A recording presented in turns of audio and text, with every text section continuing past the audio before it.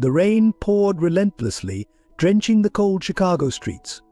Huddled in a doorway, Sarah clutched her shivering daughter Emma close, their few possessions stuffed in a tattered backpack. As thunder crashed overhead, Emma whimpered, burying her face in her mother's worn coat. Across the street, Michael hurried from his office, umbrella in hand. His eyes met Sarah's, and he hesitated. In that moment, their lives hung in the balance. Little did they know, this chance encounter would set in motion a series of events that would challenge everything they thought they knew about love, family, and the power of second chances. For Sarah and Michael, the storm was just beginning. Before we get into the story, comment below where in the world you are watching from today, and if you like this story, don't forget to subscribe. Sarah Thompson had never imagined her life would come to this. At 28, she found herself homeless on the streets of Chicago with her 4-year-old daughter Emma. The journey that led her here was marked by pain, betrayal, and desperate choices. Growing up in a small town outside the city, Sarah's childhood had been far from idyllic. Her father, Frank, was a stern and often absent figure, his work as a private investigator keeping him away for long stretches. Her mother, Linda, struggled with depression, leaving Sarah to fend for herself more often than not. At 16, Sarah found solace in the arms of her high school boyfriend. When she became pregnant at 18, her parents' reaction was swift and harsh. Given an ultimatum to give up the baby or leave, Sarah chose the latter, packing a bag and walking away from the only home she'd ever known. For a while she managed. Working multiple jobs, Sarah scraped together enough to rent a tiny apartment. But when Emma was born, the struggles multiplied. The baby's father, unable to cope with the responsibility, abandoned them both. Sarah's world narrowed to a pinpoint-focused survival for herself and her daughter. A series of misfortunes, a lost job, an eviction, a bout of pneumonia that drained her meager savings led to their current situation. For the past 6 months, Sarah and Emma had been living on the streets, in shelters when they could get in doorways when they couldn't.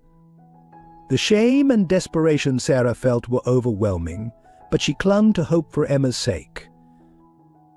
Emma, at 4, was a bright spot in Sarah's dark world. Despite their circumstances, the little girl maintained a spark of joy and curiosity that both heartened and pained her mother. Emma's blonde curls and big blue eyes often drew kind looks from passers-by, sometimes resulting in a few dollars pressed into Sarah's hand. But Sarah dreamed of more for her daughter's stability, education, a future brighter than the one she could currently provide. Across the city, in a high-rise apartment with a view of Lake Michigan, Michael Anderson's life couldn't have been more different. At 35, he was a rising star at one of Chicago's most prestigious law firms. His corner office on the 30th floor was a testament to his success, as was his luxury car and designer wardrobe. But beneath the polished exterior, Michael was a man haunted by loss. 2 years ago, his wife Claire had been diagnosed with an aggressive form of cancer. Despite the best treatments money could buy, she had slipped away, leaving Michael alone in a world that suddenly seemed empty and meaningless. Since Claire's death, Michael had thrown himself into his work. 60, sometimes 70-hour weeks were the norm. His colleagues praised his dedication, but few recognized it for what it truly was, a desperate attempt to outrun grief. Michael's family and friends had tried to draw him out, to encourage him to date again, but he rebuffed their efforts.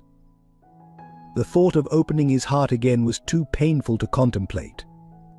Instead, he filled his days with work and his nights with restless sleep, haunted by memories of the life he'd lost. Despite his success, or perhaps because of it, Michael felt a growing sense of dissatisfaction. The cases he worked on, defending large corporations against lawsuits, navigating complex mergers and acquisitions, left him feeling hollow. He had entered law with idealistic notions of justice and making a difference, but somewhere along the way, those dreams had been set aside in favor of prestige and financial security. As Michael stared out at the city lights each night, he couldn't shake the feeling that something was missing. He had achieved everything he thought he wanted: professional success, financial stability, respect from his peers, but none of it filled the void left by Claire's passing. Little did Michael know that a chance encounter on a rainy night was about to change everything. The comfortable, if empty, life he had built for himself was about to be turned upside down by a woman and a little girl who had nothing but each other.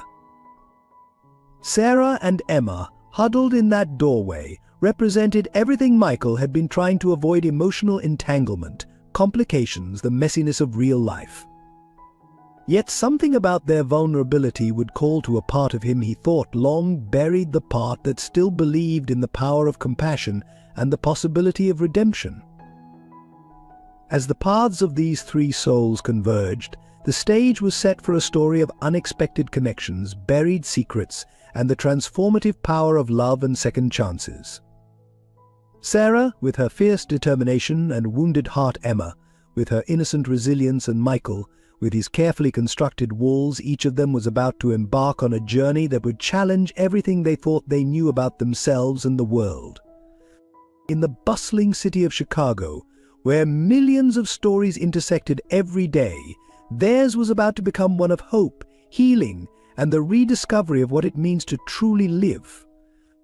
The rain showed no signs of letting up as Michael stood across the street, his eyes fixed on the huddled figures in the doorway. Something about the woman's protective stance over her child stirred a long-dormant feeling in his chest. Before he could second-guess himself, he was crossing the street, shoes splashing through puddles. "Excuse me," he said, his voice barely audible over the downpour. "Are you all right? Do you need help?" Sarah looked up, her eyes wary. She'd learned the hard way that kindness often came with strings attached, but the man before her, with his concerned expression and smart business suit, didn't seem threatening. "We're fine," she replied automatically, even as Emma shivered against her. Michael frowned, glancing at the little girl. "It's not safe out here in this weather. Look, there's a diner just down the block. Why don't I buy you both a hot meal?" Sarah hesitated, torn between pride and the gnawing hunger she'd been ignoring for days. Emma's small voice made the decision for her. "Mummy, I'm cold," the little girl whispered. With a resigned nod, Sarah gathered their meager belongings and followed Michael to the diner. As they settled into a booth, the warmth of the restaurant seeming almost foreign after so long in the cold, Michael felt a surge of emotions he couldn't quite name. Over steaming plates of food, Sarah cautiously shared snippets of their story. Michael listened, his lawyer's mind cataloging details even as his heart ached for their plight. By the time the plates were cleared, he had made a decision that would alter the course of all their lives. "I have a spare room," he said, the words surprising even himself. "It's not much, but it's warm and dry. You're welcome to stay there while you get back on your feet." Sarah's eyes widened in disbelief. "We couldn't possibly." "Please," Michael interrupted. "I want to help." The ride to Michael's apartment was silent, each lost in their own thoughts. Sarah marveled at the turn of events, hope and suspicion warring within her. Michael questioned his own sanity, wondering what had possessed him to invite strangers into his home. Yet, as he glanced in the rearview mirror and saw Emma's sleeping face, a peace he hadn't felt in years settled over him. The next few days were a whirlwind of adjustment. Sarah and Emma settled into the spare room, their few possessions barely making a dent in the spacious area. Michael found himself buying children's cereal and kid-friendly snacks for the first time since, well, ever. It wasn't until he arrived at work on Monday that Michael faced the first real challenge of his impulsive decision. His colleague James cornered him by the coffee machine. "Mike, what's this I hear about you taking in some homeless woman and a kid?" James asked, his voice a mix of concern and judgment. Michael stiffened. "It's temporary. They needed help." James shook his head. "You're playing with fire, man. What if they rob you blind? Or worse, what if she cries rape? You could lose everything." The word stung, but Michael pushed down his doubt. It's not like that. They're good people who've fallen on hard times. As he walked away, Michael could feel the weight of curious stares. By lunchtime, the entire office was buzzing with gossip. He overheard snippets of conversation, words like midlife crisis and savior complex floating around. Meanwhile, Sarah was facing her own challenges. With Emma safely enrolled in a nearby preschool program, thanks to Michael's connections, Sarah began the daunting task of job hunting. Her patchy work history and lack of permanent address made most employers dismiss her outright. It was by sheer chance that she stumbled upon a help-wanted sign in the window of a small cafe. The owner, a kind-faced woman named Rosa, took one look at Sarah's desperate expression and decided to give her a chance. "Everyone deserves an opportunity to turn their life around," Rosa said as she handed Sarah an apron. "Don't make me regret this." As Sarah learned the ropes of being a barista, she felt a glimmer of hope. Each day, as she served customers and memorized drink orders, she felt more like her old self, the person she was before life had beaten her down. One particularly busy afternoon, as Sarah was juggling multiple orders, she looked up to see a familiar face entering the cafe. Her heart nearly stopped as she recognized the woman. It was her mother, Linda. Linda's eyes widened in shock as she took in the sight of her daughter behind the counter. For a moment, time seemed to stand still. Then, with a sharp intake of breath, Linda turned and hurried out of the cafe. Sarah's hands shook as she finished making the drinks, her mind reeling. After 4 years of no contact, the sudden appearance of her mother brought a flood of conflicting emotions. Anger at being abandoned, longing for the relationship they once had, fear of rejection, all swirled together in a dizzying mix. That evening, as Sarah recounted the encounter to Michael over dinner, she felt a strange sense of relief at finally sharing her past with someone. Michael listened intently, his legal mind already formulating questions about Sarah's family history. "Do you want to try and contact her?" he asked gently. Sarah shook her head. "I don't know. Part of me wants answers, but another part is terrified of being hurt again." As they talked late into the night, neither Sarah nor Michael realized that this conversation was the beginning of a deeper connection between them. The walls they had both built around their hearts began to crumble, brick by brick. Days turned into weeks, and a routine began to form. Michael found himself looking forward to coming home, the sound of Emma's laughter and the smell of Sarah's cooking filling the once empty apartment with life. Sarah, for her part, began to feel a sense of stability she hadn't known in years.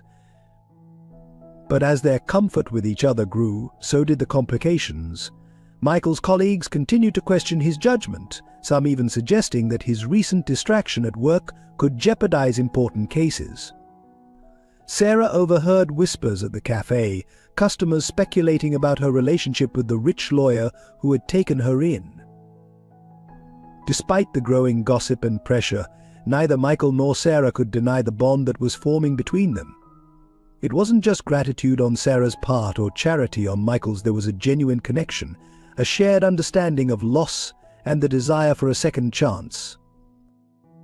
As Sarah tucked Emma into bed one night, the little girl asked a question that would set in motion a chain of events none of them could have anticipated. "Mommy," Emma said sleepily, "is Michael going to be my new daddy?" The innocent question hung in the air, laden with implications. Sarah felt her heart race as she realized that her feelings for Michael had grown far beyond simple gratitude. But before she could formulate a response, a knock at the apartment door shattered the moment. Michael answered, his expression changing from confusion to concern as he listened to the visitor. Turning to Sarah, his eyes held a mix of apprehension and determination. "Sarah," he said, his voice tight, "there's someone here who says he's your father. He says it's urgent, something about danger and needing to protect you." And just like that, the fragile peace they had built was shattered. as the secrets of Sarah's past came rushing back to claim her. Sarah's heart pounded as she approached the door, her eyes wide with a mixture of fear and disbelief. There, standing in the hallway, was her father, Frank. He looked older than she remembered, his face lined with worry and exhaustion. "Sarah," Frank breathed, his voice a mixture of relief and urgency. "Thank God I found you. We need to talk. It's not safe." Michael looked between Sarah and Frank, confusion evident on his face. "Perhaps we should all sit down," he suggested, ushering Frank into the living room. As they settled onto the couch, Emma's small voice called out from the bedroom, "Mommy, who's here?" "It's okay, sweetheart," Sarah called back, her voice trembling slightly. "Go back to sleep. Mommy will be there soon." Frank's eyes widened at the sound of Emma's voice. "You have a child?" he asked, his voice filled with wonder and regret. Sarah nodded, her jaw set. "Yes, I do. A lot has happened in the years since you kicked me out." Frank flinched at her words but pressed on. "Sarah, I know you have every right to be angry with me, but right now we have bigger problems. Your life could be in danger." Michael leaned forward, his lawyer instincts kicking in. "What kind of danger? What's going on?" Frank took a deep breath, his eyes darting nervously to the windows. "It's a long story, but the short version is this: years ago, when I was working as a private investigator, I uncovered evidence of a massive corruption scheme involving some very powerful people in the city government. When they realized I knew, they threatened our family. That's why I pushed you away, Sarah. I thought if you hated me, you'd stay far away and be safe." Sarah's mind reeled as she tried to process this information. But why now? Why after all these years? "Because they found out you're alive and in Chicago," Frank replied, his voice grim. "I've been keeping tabs on you, making sure you were safe.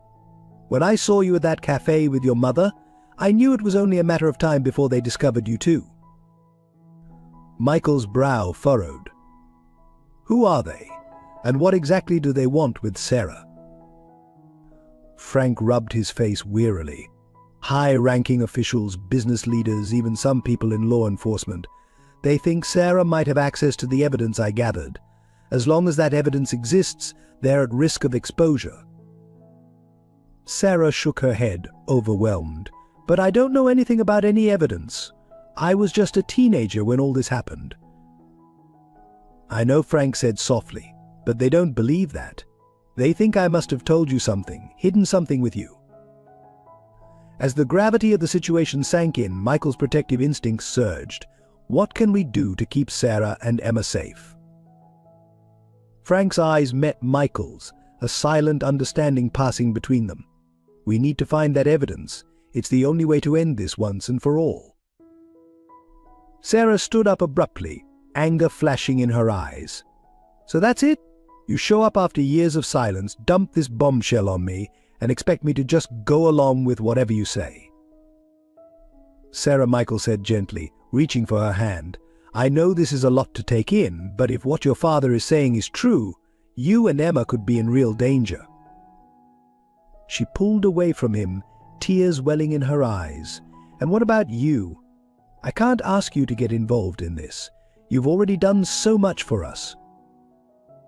Michael stood, facing Sarah squarely. "You're not asking. I'm choosing to help. We're in this together now." As Sarah looked into Michael's eyes, she saw determination and something else, a depth of feeling that both thrilled and terrified her. She nodded slowly, accepting his support. Frank watched this exchange with a mixture of gratitude and guilt. "I know I have no right to ask for your forgiveness, Sarah, but please believe me when I say that everything I did to protect you." Sarah turned to her father, years of pain and resentment warring with the desperate need to believe him. "I don't know if I can forgive you," she said honestly, "but for now I'll trust you. For Emma's sake." As the night wore on, they formulated a plan. Frank would reach out to old contacts, trying to piece together the location of the hidden evidence. Michael would use his legal expertise to explore official channels, looking for any signs of the corruption Frank had uncovered years ago. Sarah, much to her frustration, was tasked with keeping things as normal as possible to avoid raising suspicion. As Frank prepared to leave, he paused at the door, turning to Sarah. "I know it doesn't make up for the past, but I want you to know I'm proud of you, Sarah. You've been through so much, and you stayed strong. Your mother and I, we made mistakes, terrible mistakes, but we never stopped loving you." Sarah felt tears prick her eyes but held them back. "I need time," she said softly. "This is all too much to process right now." Frank nodded, understanding in his eyes. "Of course. Just be careful, all of you." As the door closed behind Frank, Sarah felt the weight of the world settling on her shoulders. She turned to Michael, fear evident in her eyes. "What are we going to do?" Michael pulled her into a gentle embrace, his heart racing at the contact. "We're going to figure this out together, I promise." The next few weeks were a whirlwind of covert meetings, late-night research sessions, and mounting tension. Sarah continued her work at the cafe, hyper-aware of every customer, every glance that lingered too long. Michael found himself distracted at work, his mind constantly churning over the bits of information they were slowly piecing together. But one evening, as they pored over documents spread across Michael's dining room table, Sarah's phone buzzed with a text from an unknown number. Her breath caught as she read the message, "We know what you're doing. Stop now, or the child pays." Michael, seeing the color drain from Sarah's face, was at her side in an instant. "What is it? What's wrong?" Sarah showed him the message, her hands shaking. "They know about Emma." "Oh God, Michael, what have I done? I put her in danger." Michael's jaw clenched as he read the threat. "We need to move her somewhere safe, now." Within hours, they had Emma packed and on her way to Michael's sister's house in Michigan. Sarah's heart broke as she hugged her daughter Guy, promising it was just for a little while, that everything would be okay soon. As they watched the car drive away, Sarah turned to Michael, her eyes filled with a mixture of gratitude and something deeper. "Thank you," she whispered, "for everything. I don't know what I would do without you." Michael cupped her face gently, his thumb brushing away a tear. "You don't have to thank me, Sarah." He hesitated, the weight of his feelings overwhelming him. "I care about you, both of you, more than I ever thought possible." In that moment, with the threat looming over them and their emotions running high, Sarah did something she never expected. She leaned in and kissed Michael, pouring all her fear, gratitude, and growing love into the gesture. Michael responded with equal fervor, years of loneliness and grief melting away in the warmth of their embrace. When they finally pulled apart, both were breathless. "I'm sorry," Sarah said, looking away. "I shouldn't have." "Don't," Michael interrupted, tilting her chin up to meet his gaze. "Don't apologize. I've wanted to do that for weeks." As they stood there, the world seemed to fade away. For a moment there was no danger, no painful past, just two people finding solace and hope in each other. But reality came crashing back as Sarah's phone buzzed again. This time it was Frank. "Found something. Meet me at the old storage facility on 4th Street. Come alone." Sarah showed the message to Michael, conflict evident on her face. "I have to go," she said. "This could be the break we need." Michael shook his head. "It's too dangerous. Let me come with you." "No," Sarah insisted. "If this is a trap, I can't risk you getting hurt too. You've already done so much. Please, Michael, trust me." After a heated debate, Michael reluctantly agreed, but insisted on following at a distance, ready to intervene if needed. As Sarah approached the dimly lit storage facility, her heart pounded in her chest. She had no idea that her actions tonight would set in motion a chain of events that would change everything, not just for her and Michael, but for the entire city of Chicago. The rusty door creaked open, and Sarah stepped into the darkness, unaware that she was walking into a twist of fate that would test her strength, her love, and her very understanding of truth and justice. Sarah's footsteps echoed in the cavernous storage facility as she made her way through the maze of abandoned units. The air was thick with dust and the musty smell of forgotten belongings. Her heart raced, every shadow seeming to conceal a potential threat. "Dad," she called out softly, her voice barely above a whisper. "Are you here?" A shuffling sound from her left made her spin around. Frank emerged from behind a stack of crates, his face etched with worry and exhaustion. "Sarah," he breathed, relief evident in his voice. "You came. I wasn't sure you would." Sarah approached cautiously, still not entirely trusting the man who had abandoned her years ago. "You said you found something. What is it?" Frank glanced nervously over his shoulder before pulling out a small, battered notebook from his jacket. "This," he said, holding it out to her. "This is the key to everything. Names, dates, transactions, all the evidence of the corruption I uncovered." Sarah took the notebook with trembling hands, its weight seeming far greater than its small size would suggest. As she flipped through the pages, her eyes widened at the familiar names: prominent businessmen, politicians, even judges. "Dad, this is huge," she whispered, the gravity of the situation sinking in. "What do we do with it?" Before Frank could answer, a sharp sound cut through the air. Sarah felt a stinging sensation in her neck, her vision blurring almost immediately. As she stumbled, she saw Frank collapse beside her, a small dart protruding from his shoulder. "I'm sorry," was the last thing Sarah heard before darkness engulfed her. When Sarah regained consciousness, she found herself in a sterile, windowless room. The harsh fluorescent lights made her head throb as she struggled to piece together what had happened. Frank was nowhere to be seen. The door opened, and a man in an expensive suit walked in, flanked by two burly guards. Sarah recognized him immediately from the pages of the notebook: Robert Caldwell, one of the city's most prominent real estate developers. "MS. Thompson," Caldwell said, his voice smooth and controlled. "I apologize for the rather dramatic way we brought you here, but I'm afraid we have some urgent matters to discuss."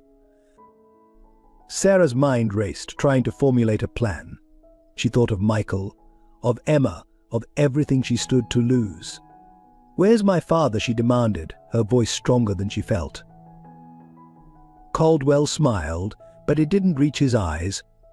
"Mr. Thompson is fine, for now. His well-being and yours depends entirely on your cooperation." As Caldwell laid out his terms, the notebook in exchange for their freedom, Sarah felt a mix of terror and determination. She knew that giving in would mean letting the corruption continue, potentially harming countless lives. But refusing could cost her everything. Meanwhile, Michael was frantic with worry. When Sarah failed to return from the meeting with Frank, he'd immediately sprung into action. Using his legal connections, he managed to obtain security camera footage from near the storage facility. The grainy images showed Sarah and Frank being loaded into a black SUV. Determined to find her, Michael delved deeper into the web of corruption they'd been unraveling. He called in favors, pored over financial records, and pieced together a complex network of shell companies and offshore accounts. As he worked tirelessly to uncover the truth, Michael was confronted with a harsh reality. Some of the names implicated in the corruption scheme were partners at his own law firm. The very cases he'd been working on for years were part of the cover-up. Torn between his professional obligations and his growing feelings for Sarah, Michael faced the most difficult decision of his career. Exposing the truth could mean losing everything he'd worked for, but staying silent would mean betraying Sarah and everything he believed in. Back in the windowless room, Sarah was grappling with her own moral dilemma. Caldwell had given her an ultimatum: reveal the location of any copies of the notebook or face the consequences. "We know about your daughter, MS," Thompson Caldwell said, his voice laced with thinly veiled threat. "Emma, isn't it? It would be a shame if anything were to happen to her." Sarah's blood ran cold at the mention of Emma's name. She thought of her daughter, safe with Michael's sister, unaware of the danger looming over her. The need to protect her child warred with Sarah's desire to do the right thing. As the hours ticked by, both Sarah and Michael found themselves pushed to their limits. Sarah, isolated and under constant pressure, clung to thoughts of Emma and Michael for strength. Michael, racing against time to uncover the truth, was fueled by his determination to save Sarah and bring the corrupt officials to justice. Little did they know, their separate struggles were about to converge in a way that would shake the foundations of Chicago's power structure and test the strength of their newfound bond. As the investigation deepened, Michael's health began to suffer. Late nights poring over documents and the constant stress of the situation took their toll. He developed persistent headaches and dizzy spells, but stubbornly pushed through, driven by his need to find Sarah. One morning, as he was preparing for a crucial meeting with a potential whistleblower, Michael collapsed in his apartment. When he came to, he found himself in a hospital bed, a concerned doctor standing over him. "Mr. Anderson," the doctor said gravely, "I'm afraid I have some concerning news. Your collapse wasn't just from exhaustion. We found a mass in your brain that requires immediate attention." The diagnosis hit Michael like a physical blow. A brain tumor. The timing couldn't have been worse. Every instinct screamed at him to continue his search for Sarah, but the reality of his condition couldn't be ignored. As he lay in the hospital bed, waiting for more tests, Michael was confronted with the fragility of life. He thought of Claire, of the future they'd planned together, cut short by illness. Now, just as he'd found a reason to hope again with Sarah, his own mortality was staring him in the face. The next few days were a blur of medical jargon, concerned visitors, and difficult decisions. The tumor was operable, but the surgery carried risks. There was a chance he could lose his memory, his ability to practice law, or worse. Michael's colleagues from the law firm visited, their concern mixed with curiosity about his recent erratic behavior. He was torn between confiding in them about the corruption he'd uncovered and protecting the investigation. James, his closest friend at the firm, sensed something was amiss. "Mike," he said quietly, when they were alone, "what's really going on? This is about more than just that woman and her kid, isn't it?" Michael hesitated, weighing his options. Finally, the need for an ally outweighed his caution. He told James everything about Sarah, the corruption, the dangers they faced. James listened in stunned silence, his face growing paler with each revelation. When Michael finished, James sat back, running a hand through his hair. "Jesus, Mike, this is big. Bigger than anything we've dealt with before. What can I do to help?" Michael felt a wave of relief wash over him. "I need you to keep digging while I'm in surgery. There's a file on my home computer. The password is Emma's future. Everything I found is in there." As James left, promising to continue the investigation, Michael felt a mix of hope and apprehension. He was putting a lot of trust in his friend, but he had no choice. With his surgery looming, he needed someone to keep pushing for the truth. The night before his operation, Michael received an unexpected visitor. Linda, Sarah's mother, slipped into his hospital room, her face etched with worry. "Mr. Anderson," she said softly, "I know we haven't met, but I needed to see you. Sarah. She's in danger, isn't she?" Michael nodded gravely, seeing no point in denying it. "We're doing everything we can to find her, Mrs. Thompson." Linda sank into the chair by his bed, her shoulders slumped. "This is all our fault. Frank and we thought we were protecting her by pushing her away. But we only made her more vulnerable." As Linda shared her side of the story, Michael began to see the full picture of Sarah's past. The pain, the misunderstandings, the love that had been buried under years of fear and secrecy. Mrs. Thompson, Michael said, reaching out to take her hand, "we're going to bring Sarah home, and when we do, you'll have a chance to make things right." Linda squeezed his hand, tears in her eyes. "Thank you, Mr. Anderson, for everything you've done for my daughter and granddaughter. I pray you'll have the chance to continue being there for them." As Linda left, Michael felt the weight of responsibility settle heavily on his shoulders. He had to survive this surgery, not just for himself, but for Sarah, for Emma, for the chance to bring a family back together. The morning of the surgery arrived all too quickly. As the nurses prepared him for the operation, Michael closed his eyes, thinking of Sarah. He imagined her smile, the sound of her laugh, the feel of her hand in his. "Wait for me," he whispered. "I'm coming for you." As the anesthesia began to take effect, Michael's last conscious thought was a promise to Sarah, to Emma, to himself. He would survive this. He would uncover the truth. He would make things right.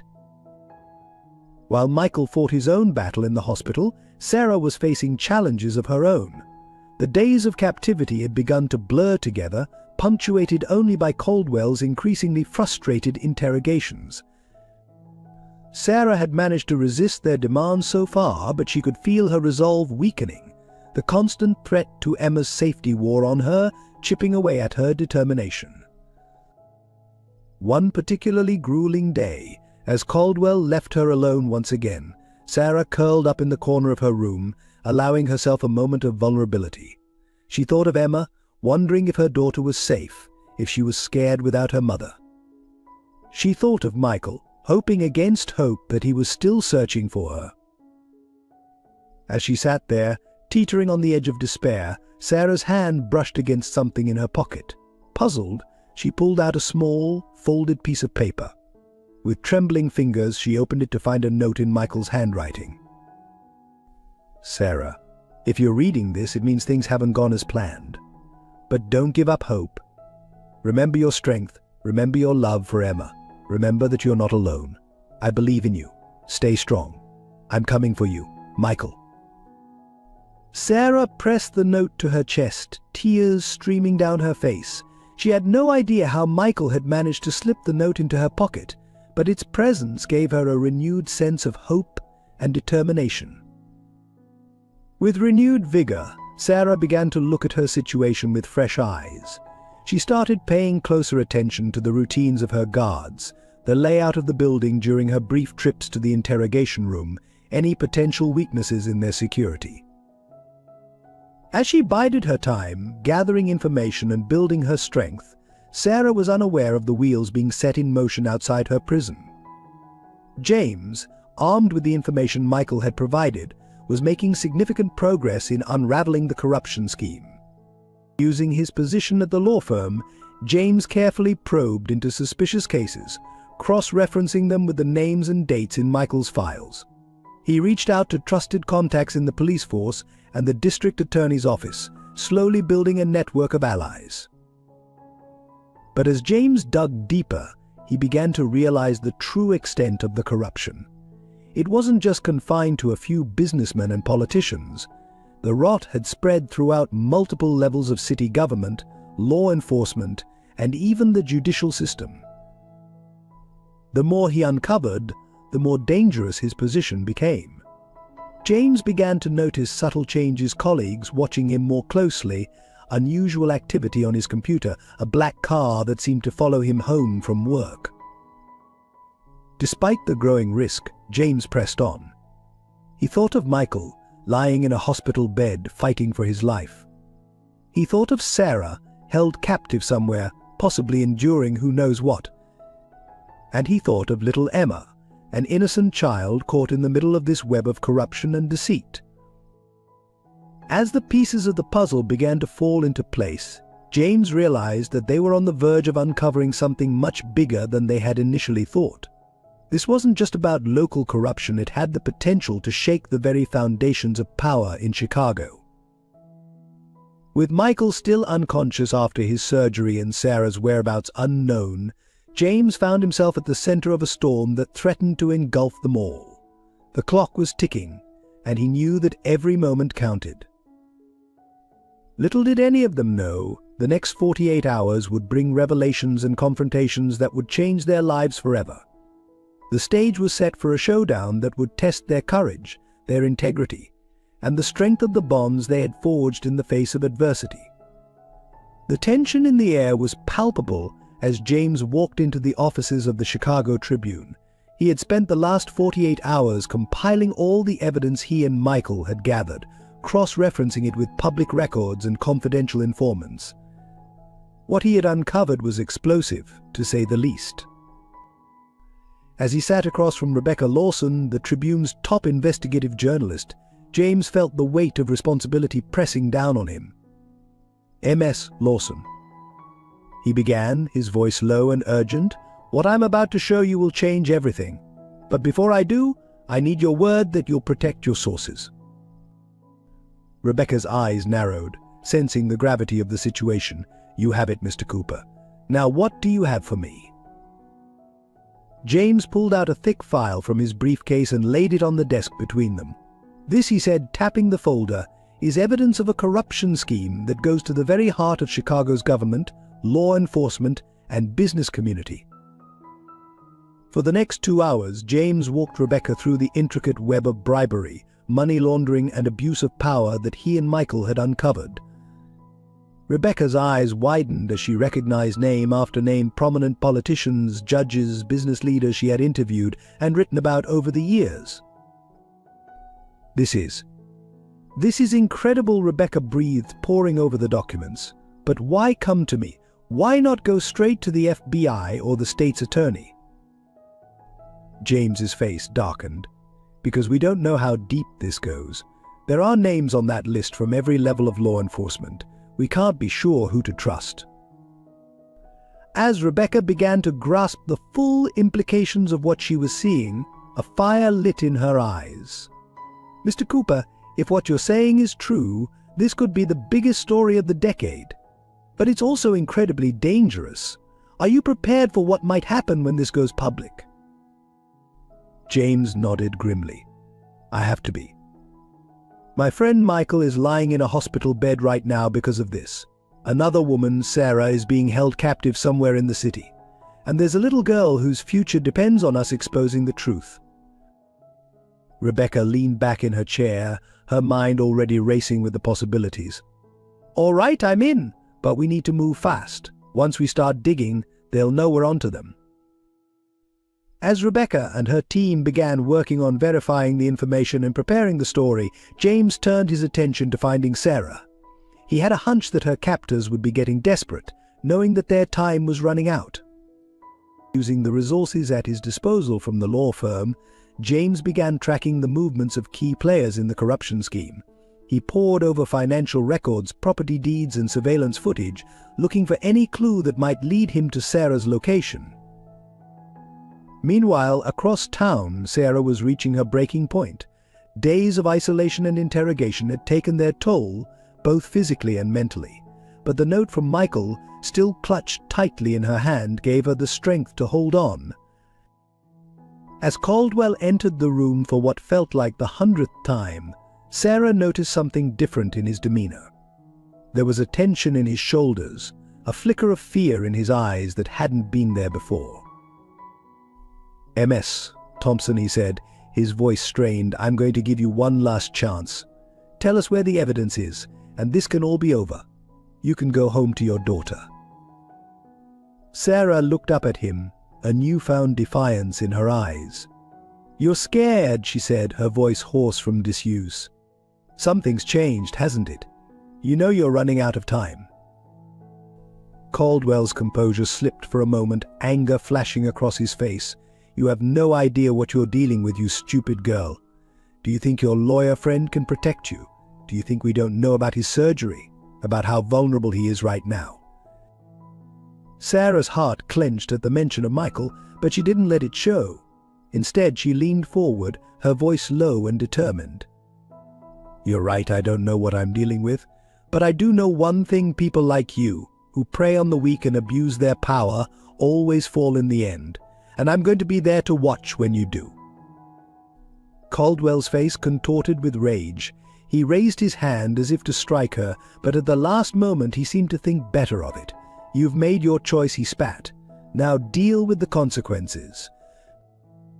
As he stormed out of the room, Sarah felt a mixture of fear and triumph. She had gotten under his skin, revealed his vulnerability, but she also knew that she had just raised the stakes dramatically. Across the city, in a dimly lit hospital room, Michael Anderson was fighting his own battle. The surgery had been long and complicated, and he had yet to regain consciousness. The doctors were cautiously optimistic, but warned his family that the next 24 hours would be critical. Linda Thompson sat by his bedside, holding his hand and whispering words of encouragement. Despite their brief acquaintance, she felt a deep connection to this man who had risked everything to help her daughter. "You have to wake up, Michael," she murmured. "Sarah needs you. Emma needs you. We all need you." As if in response to her words, Michael's fingers twitched slightly in her grasp. Linda's breath caught in her throat. "Michael," she said, hope rising in her voice. "Michael, can you hear me?" Slowly, painfully, Michael's eyes flickered open. He blinked, trying to focus on the figure beside him. "Sarah," he croaked, his voice barely audible. Linda's heart broke a little at the hope and love she heard in that single word. "No, Michael, it's Linda, Sarah's mother. You're in the hospital. You've had surgery." As awareness slowly returned to Michael, so did the urgency of their situation. He tried to sit up, wincing at the pain that shot through his head. "Sarah," he gasped. "We have to find Sarah." Linda gently pushed him back onto the pillow. "Easy, Michael. You're in no condition to go anywhere right now. But don't worry, we're not giving up. Your friend James has been working tirelessly to find her." At that moment, as if summoned by her words, James burst into the room. His eyes widened in surprise and relief when he saw Michael awake. "Mike, thank God you're awake. We've got a lead on Sarah's location." Michael struggled to focus on James's words as he quickly explained about the evidence, the newspaper, and his investigation into Sarah's whereabouts. Despite the fog of pain and medication, Michael felt a surge of hope. "We have to move now," Michael insisted, once again trying to get out of bed. "If they know we're close, they might try to move her," or he couldn't bring himself to finish the thought. James and Linda exchanged worried glances. "Michael," James said gently, "you're in no condition to go anywhere, but I promise you, we're going to bring Sarah home." As James prepared to leave, Michael grabbed his arm. "Wait," he said, his voice stronger now. "There's something you need to know, something I remembered during the surgery." James leaned in close as Michael whispered in his ear. His eyes widened in shock as he straightened up. "Are you sure?" he asked, his voice tense. Michael nodded grimly. "Positive. Be careful, James. This goes deeper than we thought." As James hurried out of the room, Linda looked between the two men, confusion and worry etched on her face. "What is it? What did you remember?" Michael closed his eyes, exhaustion overtaking him. "The key to everything," he murmured. "The one person who can bring it all crashing down." As Michael drifted back into unconsciousness, Linda sat back in her chair, her mind reeling. She couldn't shake the feeling that they were on the precipice of something monumental, something that would change all their lives forever. Across town, in the abandoned warehouse where Sarah was being held, tension was reaching a boiling point. Caldwell paced back and forth, barking orders into his phone. "I don't care what it takes," he snarled. "Find out how much they know and shut it down. Now." In the small room where Sarah was being held, she could sense the change in atmosphere. The guards were nervous, their eyes constantly darting to their phones. Something was happening, and Sarah knew she had to be ready. As night fell over Chicago, all the players in this high-stakes game were making their moves. James and a team of trusted police officers were closing in on Sarah's location. Rebecca Lawson and her team at the Chicago Tribune were putting the finishing touches on their explosive expose. And in a hospital room, Michael Anderson was fighting to regain his strength, driven by the need to save the woman he loved.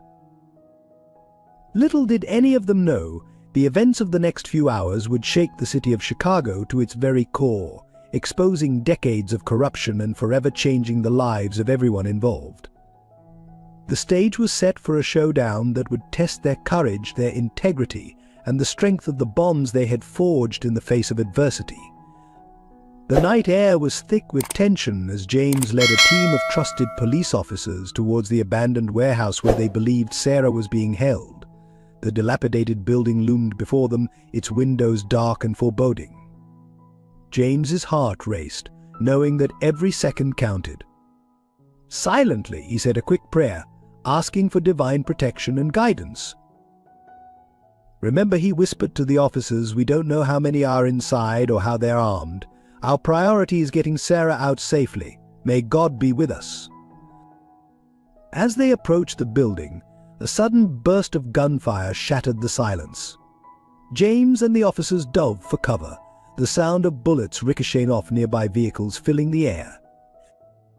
They knew we were coming, one of the officers hissed. Someone must have tipped them off. James's mind raced.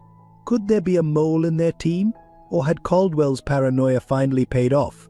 Either way, the element of surprise was gone, and Sarah was in more danger than ever. He closed his eyes briefly, sending another silent plea to heaven. Inside the warehouse, Sarah's head snapped up at the sound of gunfire. Her heart pounded as she realized that this might be her only chance at escape. With renewed determination, she began working at the ropes binding her wrists, ignoring the pain as the rough fibers cut into her skin. Please, God, she whispered, give me strength. Caldwell burst into the room, his face contorted with rage and fear. It's over, he snarled, grabbing Sarah roughly by the arm. We're leaving. Now.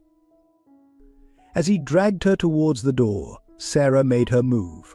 Using all the strength she could muster, she slammed her head back, catching Caldwell squarely in the nose.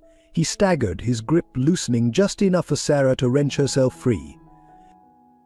She ran, her bare feet slapping against the cold concrete floor. Behind her, she could hear Caldwell's enraged shouts and the pounding of footsteps. Sarah's lungs burned as she pushed herself harder, desperation giving her speed she didn't know she possessed.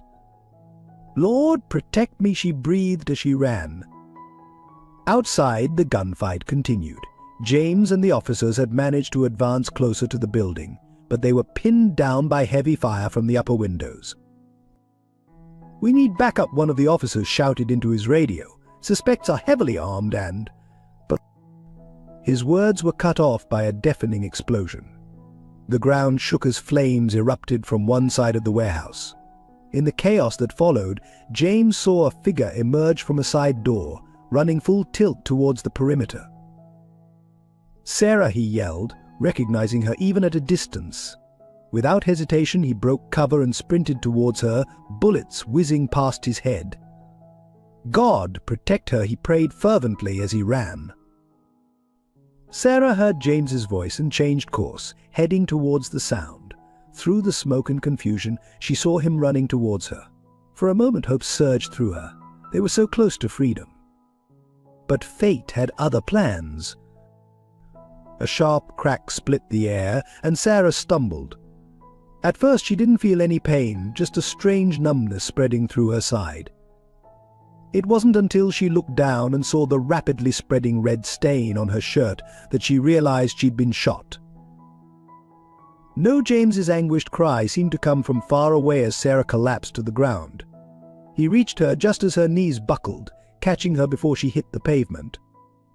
Stay with me, Sarah, he pleaded, pressing his hand against the wound in a futile attempt to stem the bleeding. Help is coming. You have to hold on. God, please don't take her from us. Sarah's vision blurred, the world around her growing dim. She thought of Emma, of the life they'd dreamed of having. She thought of Michael, wishing she could see his face one last time. In that moment she felt a peace wash over her, a feeling of being held by something greater than herself. Tell Emma I love her, she whispered, her voice weak. And Michael. Tell him I'm sorry. Tell him to keep faith. As Sarah's eyes fluttered closed, James felt a wave of despair wash over him. This couldn't be happening. Not after everything they'd been through. Please, God, he prayed aloud, his voice choked with emotion. Don't let it end like this. Give her strength. Give us all strength. The sound of sirens filled the air as ambulances and police reinforcements arrived on the scene. The firefight was dying down, the suspects inside the warehouse either surrendering or being apprehended. But for James, it all faded into the background as he cradled Sarah's limp form, silently willing her to hold on. Across town in his hospital room, Michael jolted awake, a sense of dread overwhelming him. Something was wrong. He could feel it in his bones. Instinctively, he reached for the small cross he kept by his bedside, clutching it tightly. Linda, who had been dozing in the chair beside his bed, startled at his sudden movement. "Michael, what is it?" Before he could answer, the door burst open. A nurse rushed in, her face grave. "Mr. Anderson, there's been an incident. A woman has been brought in with a gunshot wound. They think it might be Sarah Thompson." Michael's world tilted on its axis. Despite the pain and dizziness from his recent surgery, he struggled to get out of bed. "I have to see her," he insisted, his voice hoarse with fear and desperation. "God, please, let her be all right." Linda tried to hold him back, but Michael was beyond reason. With a strength born of love and fear, he pushed past the nurse and staggered into the hallway. The emergency room was a flurry of activity. Michael could hear shouted orders and the beeping of machines as he made his way towards the center of the commotion. And there, on a gurney surrounded by doctors and nurses, was Sarah. She looked so small, so pale. The stark white of the hospital sheets was marred by the crimson of her blood. Michael felt his knees go weak at the sight. "Sarah," he whispered, reaching out to touch her hand. It was cold, so cold. "Please, God, don't take her from me. Not now. Not like this." One of the doctors looked up, his face etched with sympathy. "Sir, you can't be here. We need to get her into surgery immediately." But Michael couldn't move. He stood there, his eyes fixed on Sarah's face, willing her to open her eyes to give him some sign that she was still fighting. "I'm here, Sarah," he murmured. "I'm here, and I'm not leaving. Keep fighting. God is with you, with all of us." As they wheeled her away towards the operating room, Michael felt a hand on his shoulder. He turned to see James, his clothes stained with Sarah's blood. "She's strong," James said, his voice rough with emotion. "She'll pull through this. We have to believe that." Michael nodded numbly, unable to form words. The weight of everything, his own surgery, the corruption they'd uncovered, and now Sarah's life hanging in the balance, came crashing down on him. His legs gave way, and James caught him just before he hit the floor. Together they made their way to the hospital chapel. It was a small, quiet space, lit softly by flickering candles. Michael sank to his knees before the altar, his body shaking with silent sobs. James knelt beside him, a comforting hand on his shoulder. "Lord." Michael prayed, his voice barely above a whisper, "I know I haven't always been the most faithful servant, but please, if you're listening, don't take Sarah from us. She's fought so hard, overcome so much. Give her the strength to fight this battle too, and if it's her time to come home to you, please give us the strength to accept your will." James joined in the prayer, his own voice thick with emotion. "God, we've seen your hand at work in bringing Sarah and Michael together, in protecting them through so many trials. We ask for your protection now. Wrap Sarah in your loving arms, guide the hands of the surgeons, and give us all the faith to trust in your plan." As they prayed, a sense of calm began to settle over them. It wasn't a magical solution to their fears, but a quiet reassurance that whatever happened, they weren't alone in this struggle.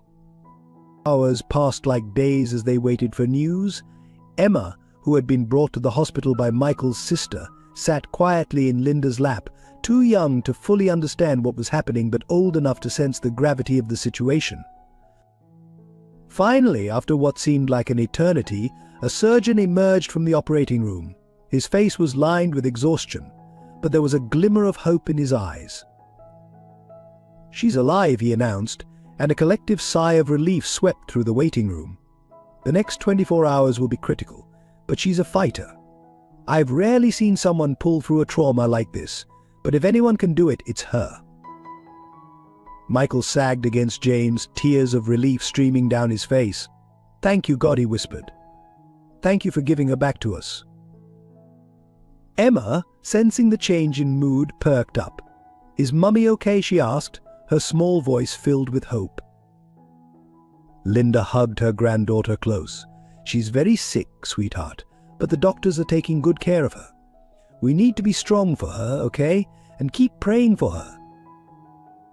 As the initial relief faded, the reality of the long road ahead began to set in.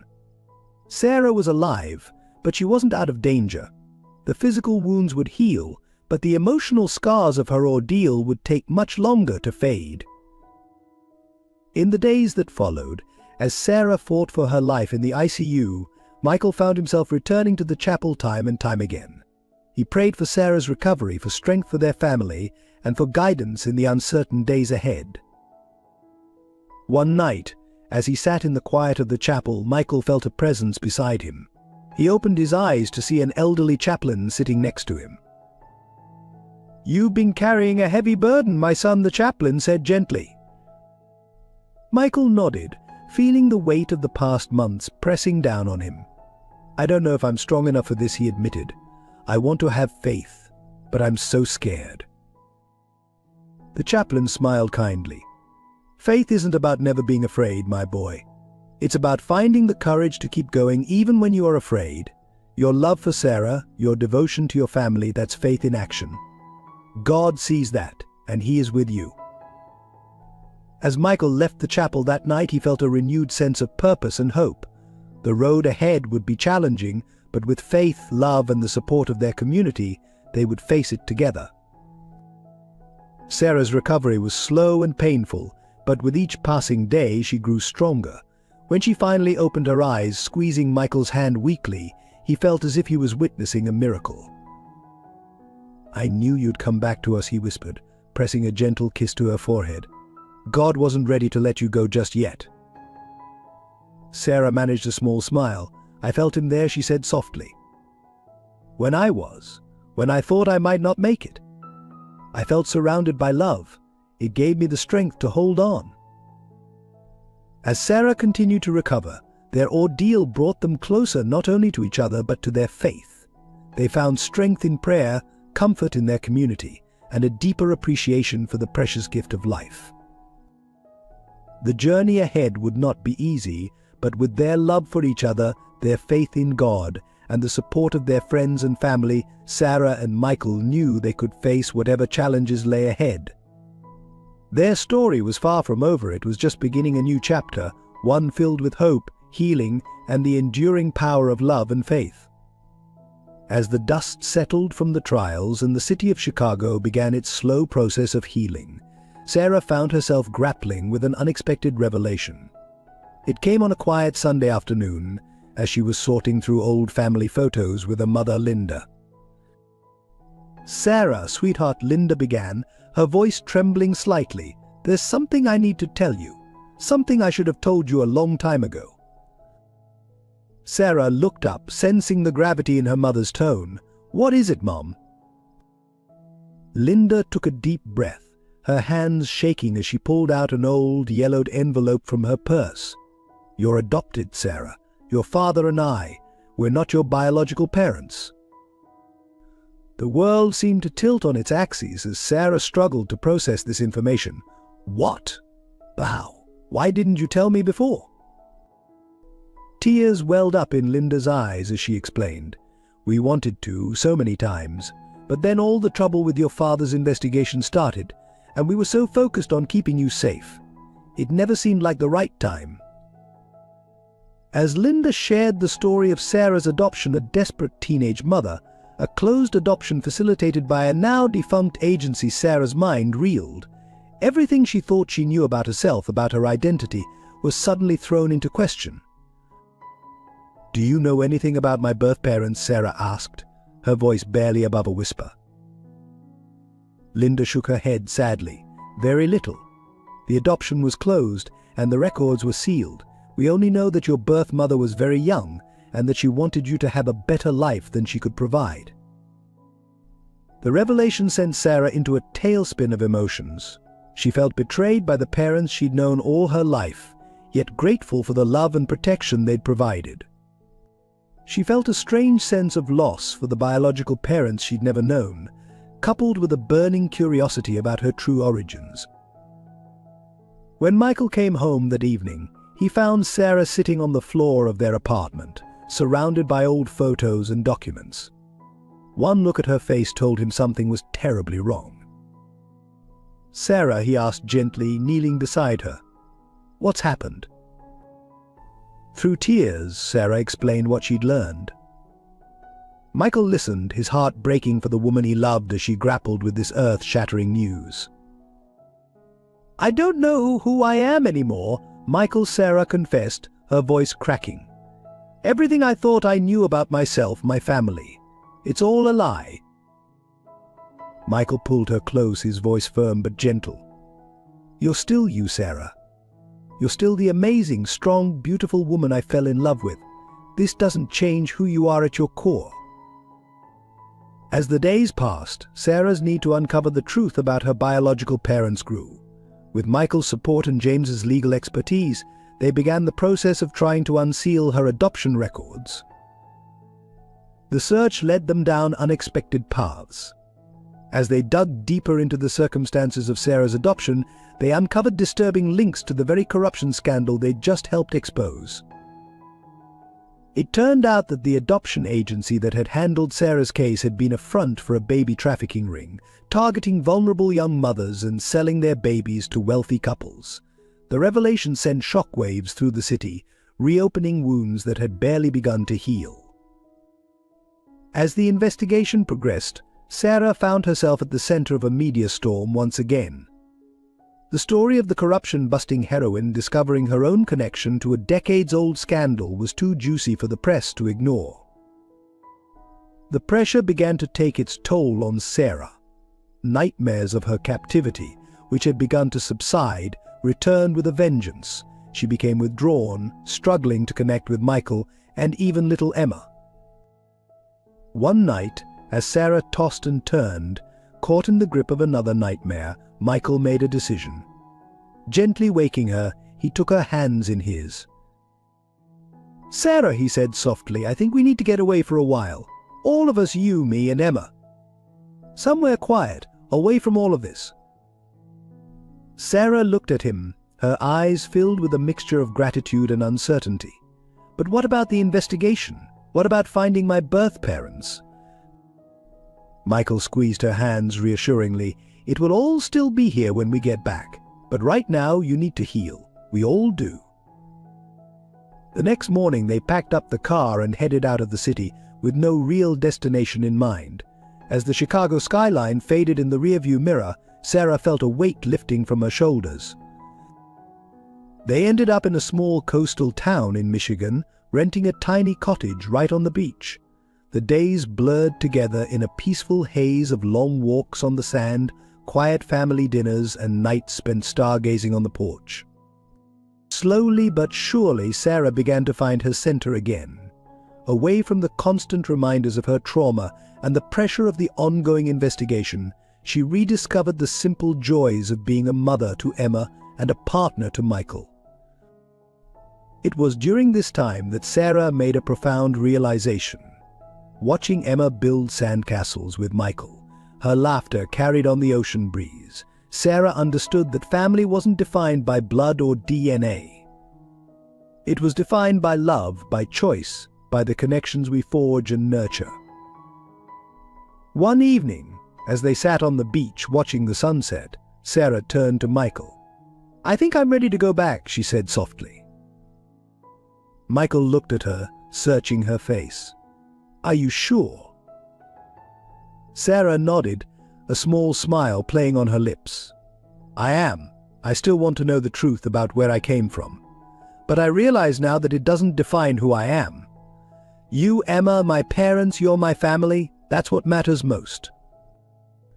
As they packed up to return to Chicago, Sarah felt a sense of peace she hadn't experienced in years.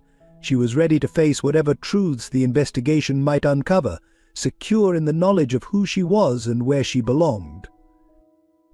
Little did Sarah know, the biggest surprise was yet to come.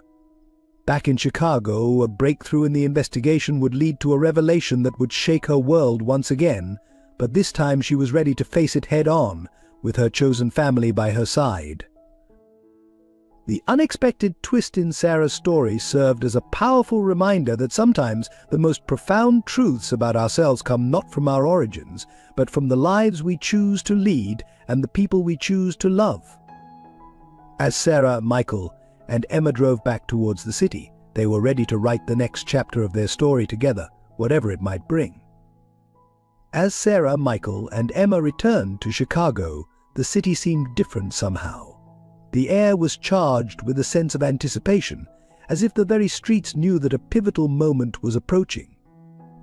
They settled back into their apartment, the peace they had found in Michigan still lingering around them like a protective bubble. But that bubble was soon to burst. It was a crisp autumn morning when the call came. James's voice on the other end of the line was tense with excitement. Sarah, we've found something. You need to come to the office right away. Sarah's heart raced as she and Michael made their way to James's law firm. Emma was safely dropped off at Linda's with promises of explanations later. As they entered the conference room, Sarah was struck by the somber expressions on the faces gathered there.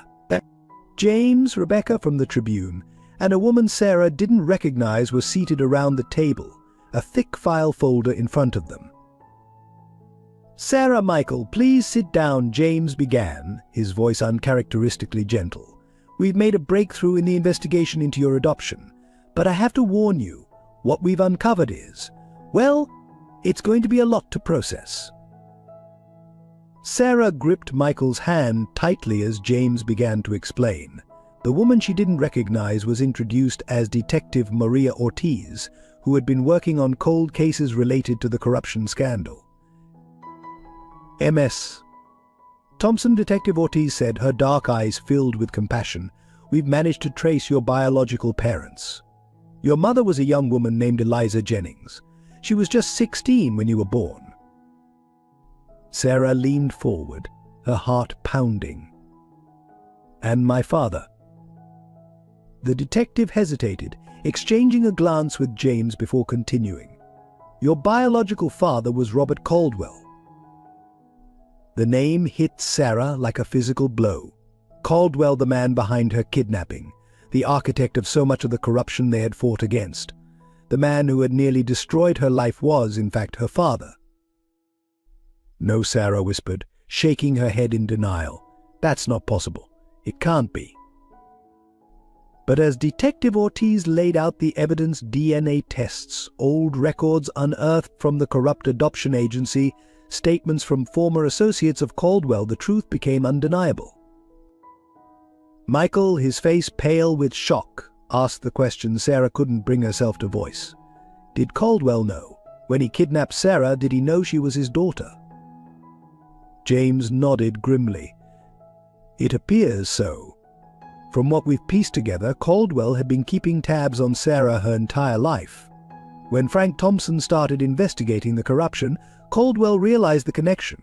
He saw Sarah as both a threat and a way to tie up loose ends from his past. Sarah felt as if the room was spinning. The man who had tormented her, threatened her child, nearly killed her was her father. The very blood running through her veins was tainted by his evil. I think I'm going to be sick, she muttered, stumbling to her feet. Michael was there in an instant, supporting her, guiding her to a nearby trash can, where she retched violently. As he held her hair back, murmuring soothing words, Sarah felt as if her entire world was crumbling around her. When she had collected herself enough to return to the table, Detective Ortiz continued with the rest of the story. Eliza Jennings had been a student at a prestigious private school where Caldwell was a major donor. Their relationship, if it could be called that, had been brief and coerced. When Eliza became pregnant, Caldwell had used his influence to cover it up, forcing her to give the baby up for adoption. "We've managed to locate Eliza," the detective said softly. "She's alive, Sarah, and she wants to meet you, if you're willing." Sarah sat in stunned silence, trying to process everything she had just learned. Her real mother was out there, wanting to meet her, but the shadow of Caldwell loomed large over everything, tainting even this potential for connection. As the implications of this revelation sank in, the room erupted into a flurry of activity. James and Rebecca began discussing the legal and journalistic ramifications of this discovery, while Detective Ortiz offered to arrange a meeting with Eliza Jennings. Through it all, Sarah sat in stunned silence, her mind reeling. Michael remained by her side, a steady presence in the chaos of her thoughts. Finally, Sarah spoke, her voice barely above a whisper. "I need some air." Michael immediately stood, guiding her out of the conference room and onto the balcony of the law office. The Chicago skyline stretched out before them, a stark reminder of all they had been through in this city. "Talk to me," Sarah Michael said gently, his hand resting comfortingly on her back. "What are you thinking?" Sarah shook her head, tears welling in her eyes. "I don't know what to think, Michael. Caldwell, he's my father, the man who kidnapped me, who threatened Emma, who nearly killed me. He's my flesh and blood. How am I supposed to reconcile that?" Michael pulled her close, his embrace a shield against the harsh reality they were facing. "Listen to me, Sarah. Caldwell may be your biological father, but he is not your family. Family is more than blood. It's the people who love you, who stand by you. That's me, Emma. Your parents who raised you. That's who your real family is." Sarah clung to him, drawing strength from his words and his presence. As her sobs subsided, she pulled back, wiping her eyes. "You're right. I know you're right. But what do I do now? Do I meet Eliza? Do I tell Emma? How do I move forward knowing what I know?" Michael cupped her face gently, his eyes filled with love and determination. "We take it one step at a time, together. If you want to meet Eliza, I'll be right there with you. If you don't, that's okay too. As for Emma, we'll figure out how to explain this to her when the time is right. But remember, Sarah, this doesn't change who you are. You're still the amazing, strong woman I fell in love with." Sarah nodded, taking a deep breath. She turned back to the city view, her mind racing with possibilities. I think I want to meet her. Eliza, I have so many questions, and maybe it will help me understand myself better." Michael squeezed her hand supportively. "Then that's what we'll do." They returned to the conference room, where the others were waiting anxiously. Sarah straightened her shoulders, facing them with newfound resolve. "I want to meet Eliza," she announced. "Detective Ortiz, can you arrange it?" The detective nodded, a small smile on her face. "Of course. I'll set it up for whenever you're ready." As they began to discuss the logistics of the meeting, Sarah felt a strange mix of fear and anticipation. She was about to meet the woman who had given birth to her, who had been forced to give her up. It was a moment she had never dared to imagine, and now it was becoming a reality. The next few days passed in a blur of preparation and anticipation. Sarah spent hours talking with Linda and Frank, reassuring them that no matter what happened with Eliza, they would always be her parents. She and Michael had gentle conversations with Emma, explaining in simple terms that Mummy was going to meet someone very special from her past. Finally, the day of the meeting arrived. Sarah stood in front of the mirror, scrutinizing her reflection. She had chosen a simple blue dress, wanting to look nice but not overly formal. Her hands shook slightly as she fastened her necklace, a gift from Michael, a small heart pendant that seemed to give her strength. "You ready?" Michael asked softly from the doorway. Sarah took a deep breath, nodding. "As I'll ever be." The drive to the small cafe where they had arranged to meet Eliza seemed to take both an eternity and no time at all. As they pulled into the parking lot, Sarah's anxiety peaked. "What if she doesn't like me?" she whispered, voicing her deepest fear. "What if I'm a disappointment to her?" Michael took her hand, his touch grounding her. "That's not possible, Sarah. You're amazing and she's going to see that. Just be yourself." With one last deep breath, Sarah stepped out of the car. Hand in hand with Michael, she walked into the cafe, her eyes scanning the room until they landed on a woman sitting alone at a corner table. Even from a distance, Sarah could see the resemblance: the same wavy brown hair, the same slightly pointed chin. Eliza looked up, her eyes widening as she saw Sarah. She stood slowly, her hands clasped tightly in front of her. For a moment they just stared at each other, years of separation and unspoken words hanging in the air between them. Then, almost in unison, they stepped forward. "Sarah," Eliza breathed, her voice choked with emotion. "You're so beautiful." And suddenly Sarah was in her birth mother's arms, both of them crying and laughing at the same time. It wasn't a magical solution to all the confusion and pain of the past, but it was a beginning, a chance to heal, to understand, to forge a new kind of relationship. As they sat down to talk, Michael discreetly stepped away, giving them privacy. Sarah listened as Eliza shared her story, the fear and shame of her teenage pregnancy, the pressure from Caldwell and his powerful family, the years of regret and wondering about the daughter she had been forced to give up. "I want you to know," Eliza said, reaching across the table to take Sarah's hand, "that giving you up was the hardest thing I've ever done. Not a day has gone by that I haven't thought of you, wondered about you, loved you from afar." Sarah felt tears welling up again. "I understand," she said softly, "and I don't blame you. You were so young, and Caldwell, he didn't give you a choice." As they continued to talk, sharing stories and beginning to build a bridge across the years that had separated them, Sarah felt a weight lifting from her shoulders. She realized that meeting Eliza hadn't erased the pain of the past, but it had given her a new perspective, a fuller understanding of where she came from. Hours passed, and finally Michael gently reminded Sarah that Emma would be waiting for them at home. As they prepared to leave, Eliza hesitated, then pulled a small box from her purse. "I've kept this all these years," she said, handing it to Sarah. "I always hoped I'd be able to give it to you one day." Sarah opened the box to find a delicate silver locket. Inside was a tiny photo of Eliza holding a newborn baby her. On the other side was an inscription: "To my darling daughter, always in my heart." Overwhelmed, Sarah hugged Eliza tightly. "Thank you," she whispered, for meeting me, for everything." As they said their goodbyes, with promises to keep in touch and meet again soon, Sarah felt a sense of completion she had never known before. She had faced her past, confronted the darkest parts of her origins, and come out stronger on the other side.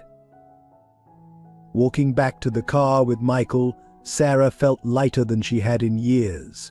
She had found answers to questions she hadn't even known she had, and in doing so had reaffirmed the strength of the family she had chosen.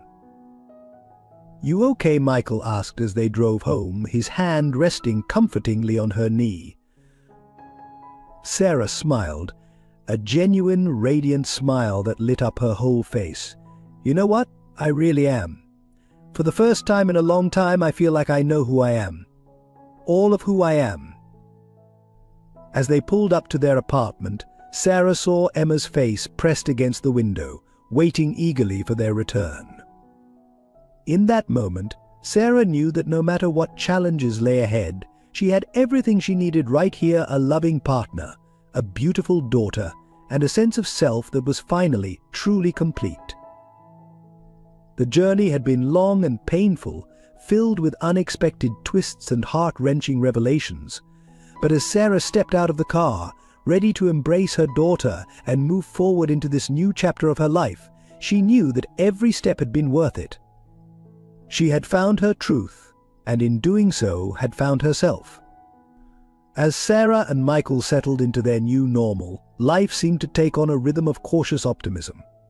The dust from the corruption scandal had begun to settle, and the city of Chicago was slowly healing. Sarah had regular meetings with Eliza, gradually building a relationship with her birth mother, while also maintaining the strong bonds with Linda and Frank, the parents who had raised her. However, just as they thought they had weathered the worst of the storm, a new challenge arose that would test the strength of their family unit once again. It started with a routine checkup for Michael. He had been experiencing persistent headaches, which he had initially attributed to stress from the recent upheavals in their lives, but when the doctor ordered an MRI as a precaution, none of them were prepared for the results. But Sarah sat in the sterile hospital room, clutching Michael's hand as the neurologist delivered the news. "I'm afraid we found a mass in your brain, Mr. Anderson," the doctor said, his voice grave. "Given its location and size, we need to perform a biopsy as soon as possible to determine if it's malignant." The word hung in the air like a death sentence. Malignant. Cancer. Sarah felt as if the ground had disappeared from beneath her feet. After everything they had been through, after finally finding a measure of peace and happiness, how could this be happening?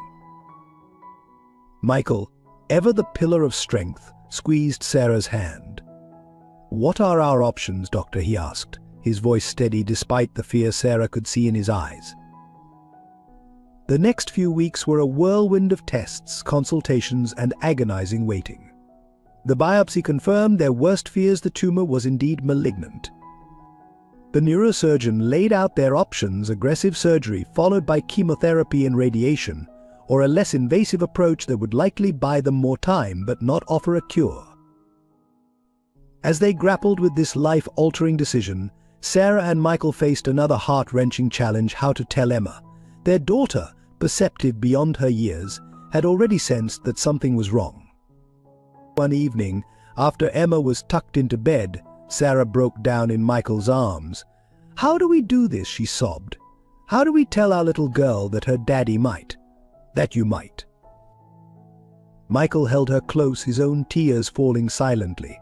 "We tell her the truth," he said softly, "as much as she can understand.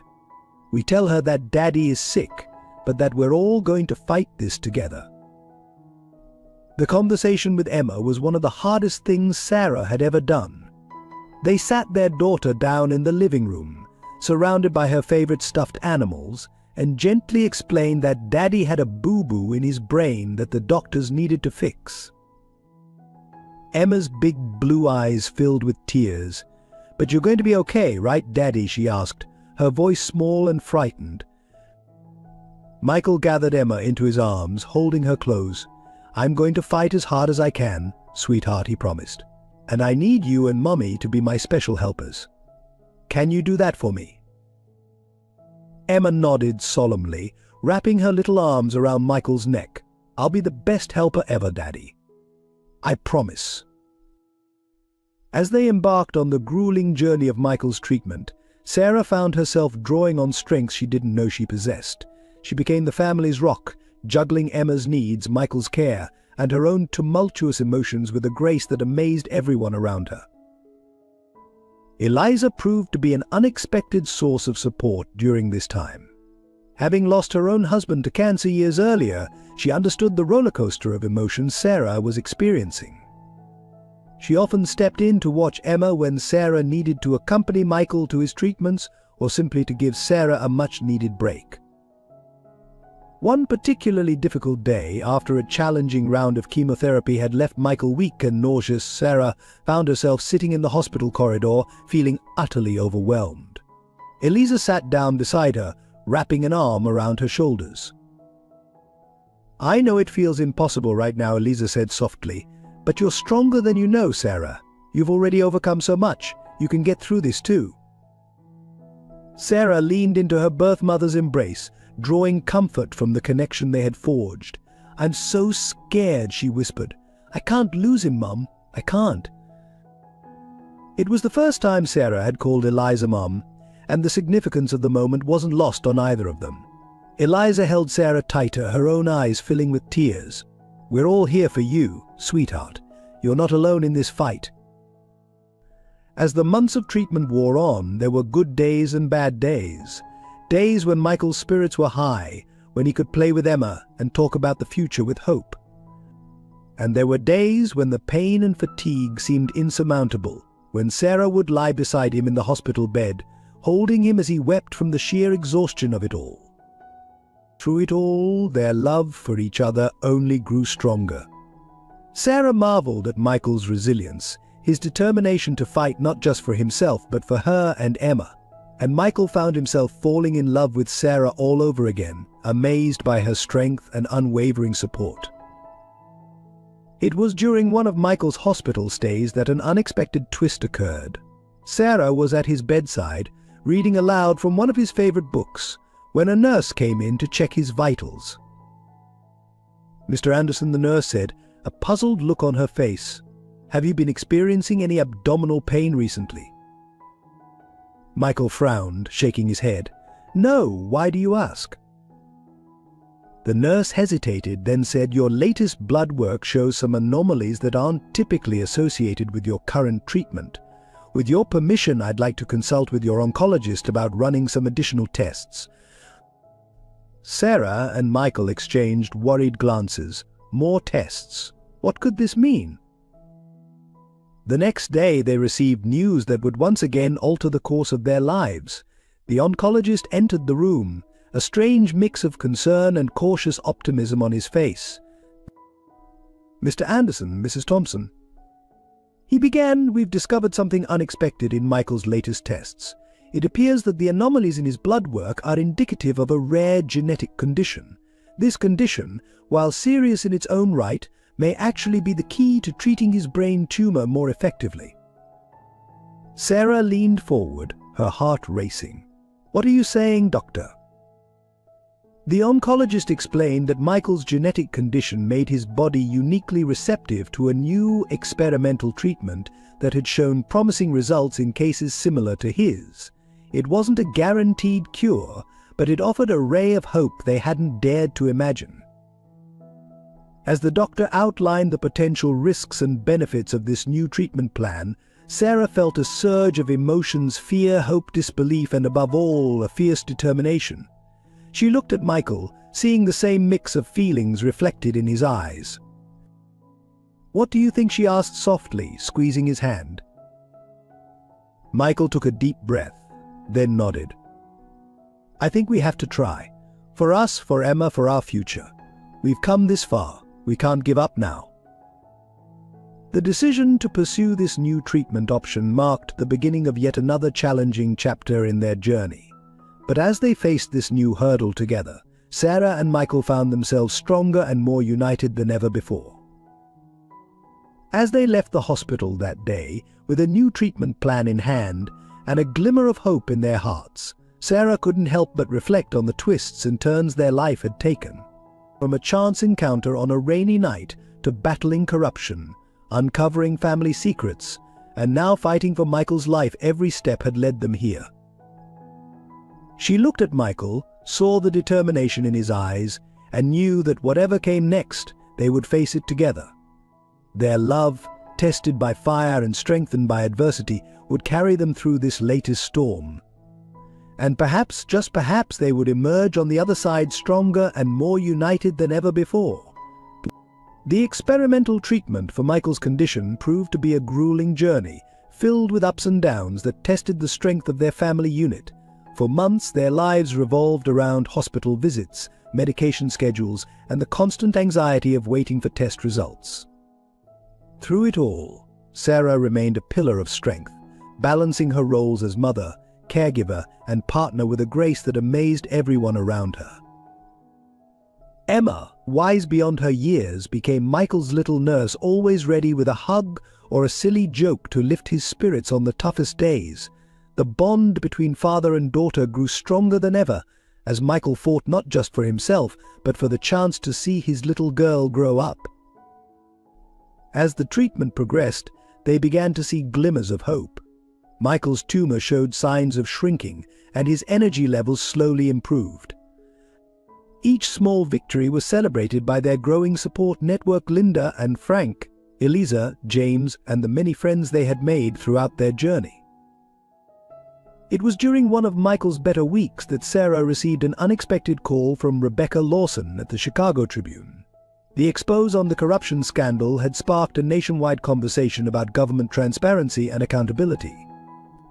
Now, a year after the initial story broke, Rebecca wanted to do a follow-up piece on how the scandal had affected the lives of those involved. Sarah hesitated, unsure if she was ready to revisit that tumultuous time in their lives. But after discussing it with Michael, they decided that sharing their story might offer hope to others facing seemingly insurmountable challenges. The day of the interview, Sarah sat in their living room, Michael by her side, as Rebecca asked them to reflect on the past year. As they spoke about the corruption case, Sarah's discovery of her birth parents, and Michael's health battle, Sarah was struck by how far they had come. "You've been through so much," Rebecca said, her voice filled with admiration. "How do you find the strength to keep going?" Sarah glanced at Michael, squeezing his hand. "Love," she said simply. "Love for each other, for Emma, for the life we're building together. When you have that, you can face anything." Michael nodded, adding, "and community. We couldn't have made it this far without the support of our family and friends. It's taught us the true meaning of resilience." As Rebecca wrapped up the interview, she had one final question. "After everything you've been through, what's next for your family?" Sarah and Michael exchanged a look, a silent conversation passing between them.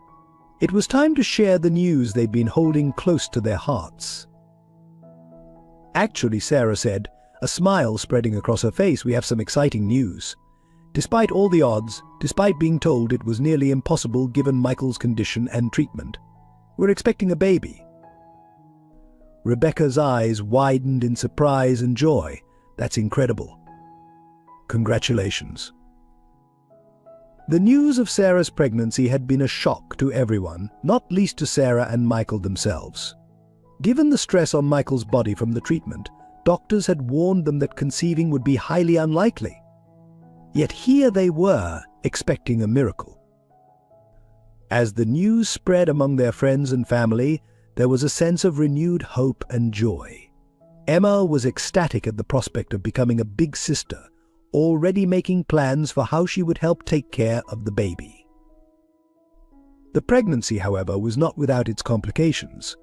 Sarah's age and the stress of the past year made it high risk, requiring frequent checkups and careful monitoring. But Sarah faced each challenge with the same determination she had shown throughout their ordeal. As Sarah's belly grew, so did Michael's strength. Whether it was the treatment, the power of positive thinking, or a combination of both, his condition continued to improve. By the time Sarah entered her third trimester, Michael was well enough to return to work part-time, focusing on pro bono cases that aligned with their newfound passion for social justice. The day Sarah went into labor was a whirlwind of excitement and nervous energy. Michael, despite his own health concerns, was a rock throughout the delivery, holding Sarah's hand and offering words of encouragement as she brought their second child into the world. As the first cry of their newborn son filled the delivery room, Sarah and Michael shared a look of pure joy and amazement. They had done it. Against all odds, they had created this new life, a symbol of their love and resilience. They named him Benjamin, meaning son of my right hand, a testament to the strength and support they had found in each other throughout their journey. The days and weeks that followed were a blur of sleepless nights, diaper changes, and moments of indescribable happiness. Emma took to her role as big sister with enthusiasm, always eager to help with Benjamin and shower him with love. As they settled into life as a family of four, Sarah and Michael found themselves reflecting on the incredible journey that had brought them to this point.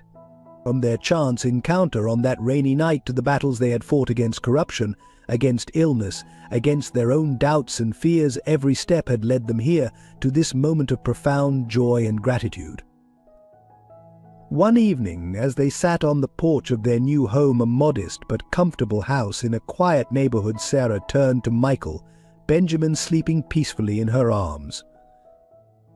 "Do you ever wonder," she asked softly, "what would have happened if you hadn't stopped to help Emma and me that night?" Michael smiled, reaching out to stroke Benjamin's cheek. "Sometimes. But then I look at our family, at the life we've built together, and I know that this was always meant to be our path. Every challenge, every struggle, it all led us here." Sarah nodded, leaning into Michael's embrace. "We've come so far," she mused. "From homelessness to this, from strangers to soulmates. It's like a story too incredible to be true," Michael finished for her, a twinkle in his eye. Sarah laughed softly, careful not to wake Benjamin. "Exactly. If someone wrote our story, no one would believe it." As if on cue, Emma came bounding out onto the porch, her latest drawing in hand. "Mummy, Daddy, look, I drew our family." Sarah and Michael examined the colorful crayon drawing stick figures representing each of them, including baby Benjamin, all holding hands with big smiles on their faces. Above them, Emma had written in her best handwriting, "My family, the bravest heroes I know." Tears welled up in Sarah's eyes as she hugged Emma close. "It's beautiful, sweetheart. And you're right, we are heroes. Not because we're special or powerful, but because we love each other and never give up."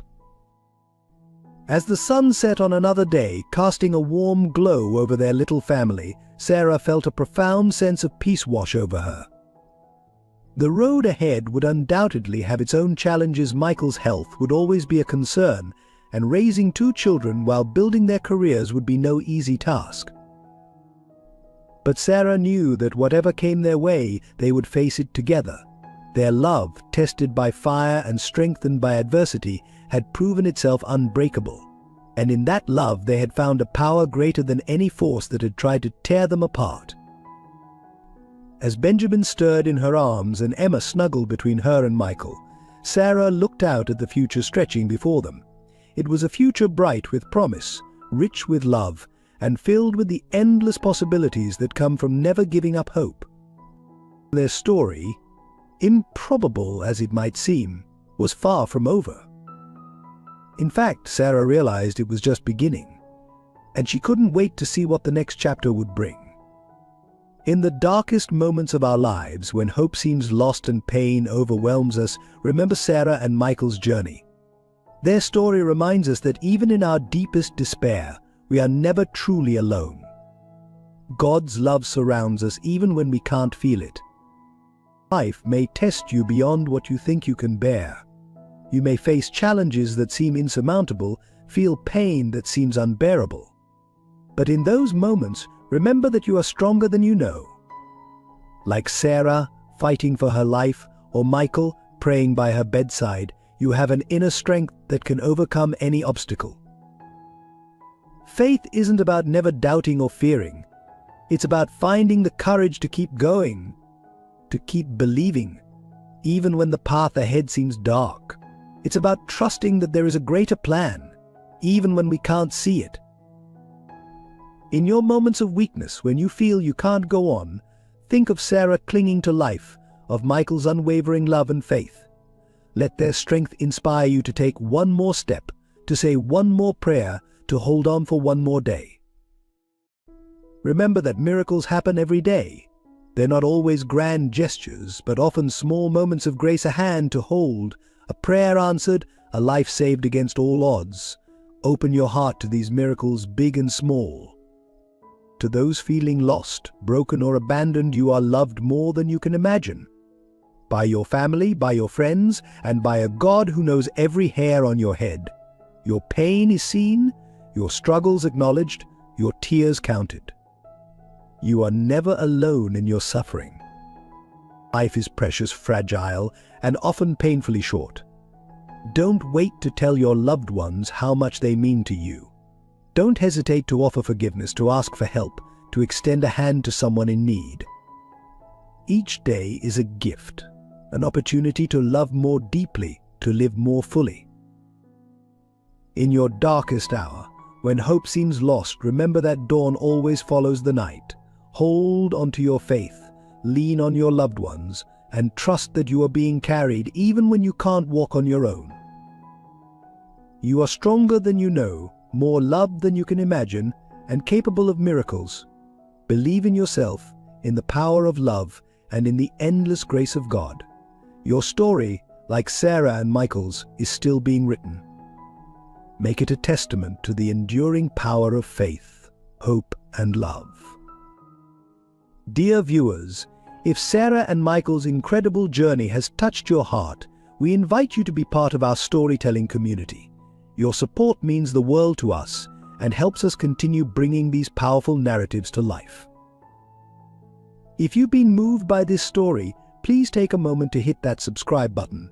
It's your way of saying you want to be there for the next chapter, the next emotional roller coaster, the next tale of triumph over adversity. Did this video resonate with you? Give it a thumbs up. Your likes not only boost our morale but also help others discover this story. We'd love to hear your thoughts. What part of Sarah and Michael's story touched you the most? What themes would you like to explore in future videos? Share your reflections in the comments below. Your insights fuel our creativity and help us craft even more compelling narratives. Excited for part 2? Let us know in the comments. Your enthusiasm is our motivation. We pour our hearts into these stories, and knowing you're eager for more gives us the drive to keep creating. Lastly, if you believe this story deserves to be heard by others, please share it. Every share spreads a message of hope, resilience, and the power of love. Remember, your engagement isn't just about numbers for us. It's about building a community of storytellers and story lovers, all coming together to celebrate the incredible journeys of the human spirit. Thank you for being part of our storytelling family. Together, let's continue to inspire, to move, and to remind each other of the beauty and strength within us all.